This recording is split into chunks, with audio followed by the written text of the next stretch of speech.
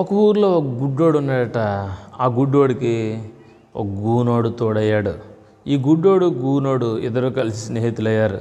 అప్పుడు వీళ్ళిద్దరూ కలిసి ఒక ఆలోచన చేస్తారట, ఒరే మన ఊర్లో జాతర వస్తుంది కదా, ఆ జాతరకి నువ్వేం చేస్తావంటే నన్ను చూపించు, నాకు కళ్ళు లేవని చెప్పు, అప్పుడు అందరూ జాలిపడి నీకు డబ్బులు వేస్తారు అని చెప్పినప్పుడు ఈ గుడ్డోడు గూనోడు కలిసి జాతరకి వెళ్ళారట. జాతరకి వెళ్ళినప్పుడు ఆ గూనోడు ఈ గుడ్డోడిని చూపించి, అయ్యా ఏమైనా ధర్మం చేయండి, సాయించండి అని అడుక్కుంటూ ఉన్నప్పుడు సాయంత్రం వరకు అలాగే తిరిగారట. అప్పుడు చాలా డబ్బులు వచ్చాయి. అప్పుడు ఈ గూనోడు అనుకున్నాడట, కష్టమంతా నాది, నా నోరు చూసి కదా జనాలు డబ్బులు ఇచ్చారు, నేను అడగబట్టే కదా జనాలు డబ్బులు ఇచ్చారు, నేను తీసుకురాబట్టే కదా ఈ గుడ్డోడు వచ్చాడు, కాబట్టి ఈ గుడ్డోడికి మనం ఎందుకు వాటా ఇవ్వాలి, ఈ గుడ్డోడిని ఎలాగ చంపేద్దాం అనుకున్నాడట గూనోడు. అయితే ఈ గుడ్డోడు కూడా తక్కువడేమి కాదు. ఈ గుడ్డోడు కూడా మూటని జాయిగా తడిమి చూసుకొని, అయ్యి బాబోయ్ చాలా పెద్ద మూట వచ్చేసింది, ఎంత మూట ఇప్పుడు ఈ గూనోడు అటుకుపోతాడు, అసలు ఆ డబ్బులు ఎవరి కోసం వేశారు, గుడ్డోడినని నన్ను చూసి కదా జాలిపడి డబ్బులు వేశారు, మరి కష్టమంతా నాదైతే ఈ కష్టాన్నంతా గూనోడు ఎలా తీసుకెళ్ళిపోతారని చెప్పేసి ఈ గుడ్డువాడు కూడా గూనోడిని చంపేయాలనుకున్నాడట. ఇద్దరు కలిసి మంచి భోజనం వండుకున్నారు.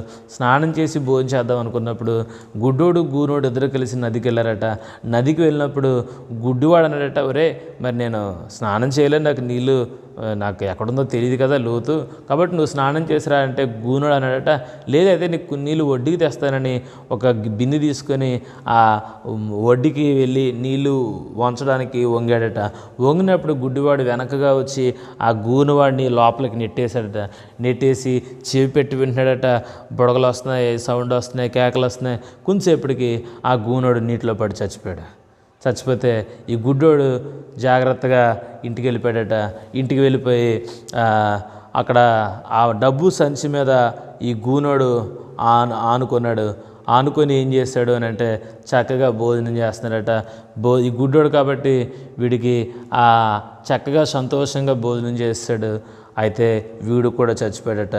ఆ గూనోడు గుడ్డోడికి తెలియదు కదా అని చెప్పి ముందుగానే ఆ వండిన అన్నంలో విషం కలిపేశాడు. ఇప్పుడు ఇద్దరు చచ్చిపోయారు, డబ్బాలా మిగిలిపోయింది. ప్రియమైన వాళ్ళరా, ధనాశ చెడ్డది అనేది అందుకే. కాబట్టి ధనము సంపాదించుకోవడానికి ప్రాకులాడినప్పుడు ప్రాణాలు కోల్పోతాం. ధనము ఎంత ఉన్నప్పటికీ ఈరోజు మనం భోజనం చేసామనేది ముఖ్యం. కాబట్టి ధనాశ చెడ్డది. ఈ గూనోడు గుడ్డోడు ఇద్దరు ఎవరు డబ్బును వాడుకోలేదు, ఇద్దరు ప్రాణాలు కోల్పోయారు.